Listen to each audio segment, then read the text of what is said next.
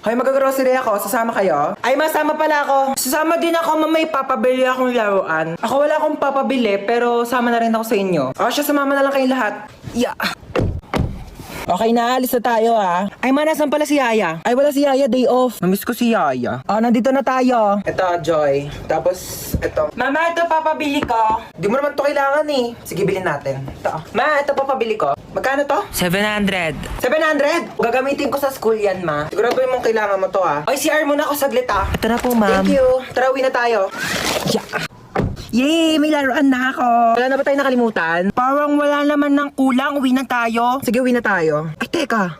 Parang may nakalimutan tayo. Ay, oo nga.